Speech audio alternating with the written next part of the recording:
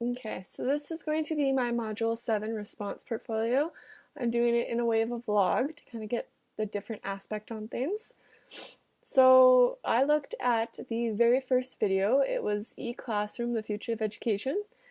Essentially what this video was talking about was how there's been such a development of internet and technology, and the education industry has kind of broken through the traditional model because we are implementing the different strategies with technology. So what they essentially want to do is they want to have a mutual digital backup between each kind of school district, and we want to have a standardization of the multimedia equipment that we're using and that the students are using. And it's also wanting them to have access to HD video and audio in real time. And the internet supports text communicating and note sharing between classmates and friends, especially if you're either not there for a day or you just didn't catch things or you may not be a good note taker.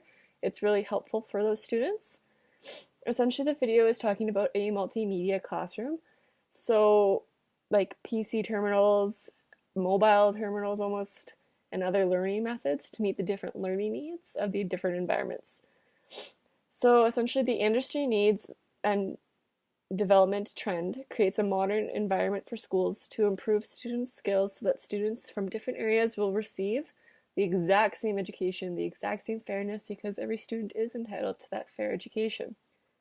So the question I am addressing in my video is, how is the future classroom represented in my eyes? And what are the main characteristics of that classroom?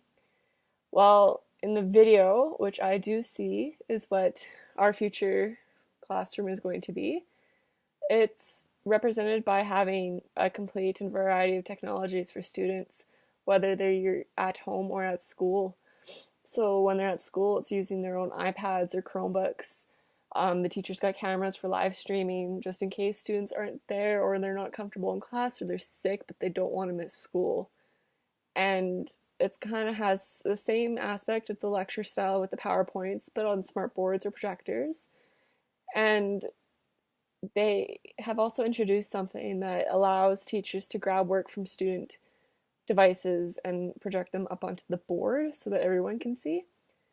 At home, students can access the class in real time. So it's kind of like a live stream just in case they don't want to miss school, but they're too sick or something urgent came up and they weren't able to make it. They need to have access to these materials though, and the teacher can easily make them available to class. So essentially, another thing, every student is digitally literate in the terms of being a digital native. It's no longer the case. Every child nowadays is growing up with technology, and that's just something that's not uncommon anymore. And it doesn't matter what the subject based is in the classrooms, there's technology in some sorts. Whether you are in English or in science or in math, everyone's trying to use technology. And now students and teachers are somewhat equally literate in technology. Like, it used to be that teachers knew everything, and then for a while the students knew more about technology. But now how our society is working is that everyone's just kind of equal, and that they know the same amount because they're growing up and they're introducing it with the same kind of aspects. And nowadays, the future classroom teaching is only taught with technology. We no longer are the days of pens and paper and stuff like that. Everything's going to start to be done online. So in terms of the course EDSE 307, we discussed a lot of different topics. We discussed culturally responsive teaching, new literacies, language awareness, and youth culture and desires. And there's a lot of points that kind of tie them all in together. There's about 7 points that I want to talk about that kind of tie on all those topics together, because teaching's changing, the classroom's changing, and we need to kind of change with it in order to give the students the best education they need. So the first thing to do to kind of create that future classroom is you need to integrate your digital content into your instruction. So it captures up, like you have up-to-date images. You don't use stuff from 1963 when it's been updated in like 2004 or something like that. And you want to kind of illustrate real world problems and connections so that the students kind of understand a little bit better, because when they connect things, they tend to learn better. In turn, like it will grow engagement among the students, and it will allow them to see themselves in the content. It will allow them to kind of submerge themselves and be able to understand that content a little bit more. The second thing that needs to be done is we got to ensure our digital content is high quality.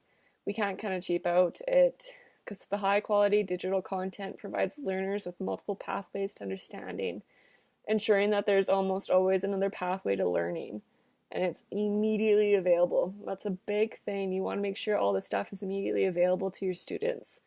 So either if you begin with graphically attractive designs, kids are drawn to those bright colors and those cool pictures and stuff. And essentially, if a student stumbles on a meaning of a word, this method provides alternate explanations.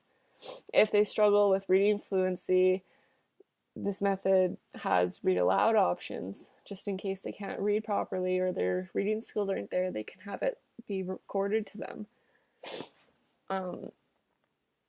And it might help them understand the concept a little bit better. Some kids learn through listening, not through reading, and it's just something that we have to address. And it also provides something we can do is have a multiple language option for our students that are ELL students, because student learning in a second language is big right now, and we need to accommodate for that so that the education is fair and that they have the opportunity to learn just like I can. So the third thing you want to do is you want to make sure you have the use of digital activities such as high quality graphics or games or virtual labs, kind of like math and science based stuff to challenge and motivate students. So if you think of digital content as a thin end of a wedge and use it to engage students in topics traditionally taught through direct instruction, it will not only create more student-centered instructional opportunities, but it will also encourage the students to think more deeply, but it will also help support teachers as they become the facilitators of learning, which is a very big deal. The fourth thing is to build student vocabularies with a variety of different digital resources, such as videos, animations, and images. So essentially, when you teach a concept, have some stuff in the kind of the back door.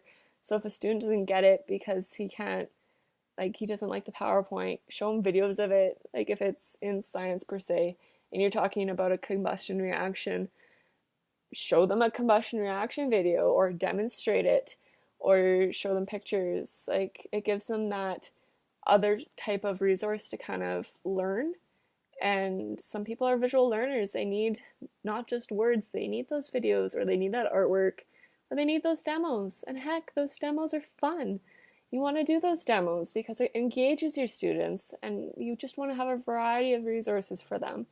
Just like I've said, you need to have that open door kind of thing to allow them to have that fair sense of education.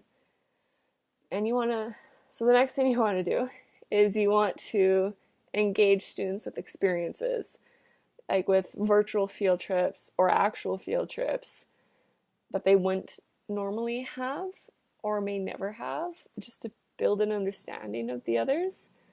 So virtual reality is the next big thing right now, just in life in general, and using that in education may be a good thing because it kind of gives them that augmented reality that can help build new experience for students, or even trying to connect some with their EL students for back home. Like, I only really know the Canadian ways myself, but maybe students will learn better if they have real life examples from their home country, and that just helps tie it in all together. As much as we try to learn where everyone is and try to include, it's hard when you do have a group of 30, 40 kids. It's hard to get everybody in there. So giving them that option to have a virtual tour of the country of their choice kind of thing on the given topic. It all depends on your topic, but it allows them to learn better. And you can easily do this with Google Cardboard or any other different thing. They can also access these experiences on their laptops or their tablets or even sometimes their phones. And it's very simple and easy to use, and it helps them learn. So the sixth thing you want to do in a future classroom is you want to close the belief gap. And the belief gap is designed as a lack of belief among some educators in the potential of students and from low-income families and students of color. So going digital provides us with the opportunity to move consumers of information and creators of information and empowers them to share and display and showcase their work. Just because they're of the minority doesn't mean they don't have great work. It means they could potentially have better work, right? And it's equally important that encouraging these students and by using these digital resources in their daily work, educators can show these students that they are preparing them for success in the world beyond the classroom. Because that's what we need to start doing, is you need to start thinking, why are my students learning this? Like, for example, I'm in the science field. I need to be able to teach my students, why am I learning this science? Like, what's the point in this science? Am I only going to see this in the textbook, or am I going to see it outside the real world? So trying to make those connections is always a great thing.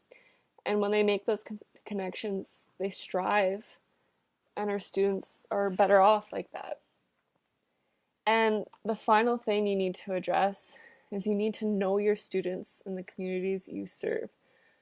So as I said earlier, it's hard. It's hard when you have 40 kids in a class 4 times a day. You don't see the same kids sometimes, but you want to try and learn their culture and their history and their backgrounds. Just as digital content can fill in the gaps in your students' understanding of your world, you can use it for your own personal development, to learn about who your students are and where they come from.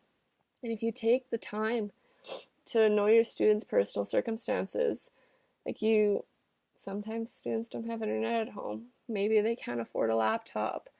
Maybe they don't know how to use a laptop or a tablet or the programming that you had said to use. And with it all being digitalized, you can kind of, even at school, you can either show them how, but the digital world is a language that speaks to everybody. It doesn't matter where you're from, everyone knows it. It's a universal language. And we want to make sure that our students have access to that. And even if you know what's the home situation, you could offer to spend extra time with them after school, just so that they can learn or get their assignments done or catch up, and just so they can use the equipment at school. Or you can even talk to your admin if you have to go that far, or if you're concerned. It's just something that we have to kind of do. So in the end, our future classroom, it's going to be full of technology. Just to sum it up, it really is. It already is. From when I went to high school versus high school now, there's so much technology. Even in elementary schools, my brother uses more technology than I have ever used in school. He really has. It's changing, but it's changing for the good, because technology helps everybody, whether you're a born Canadian, whether you're an English language learner, or whether you're just not technological literate and you need help. It helps. And that's my blog. So thank you.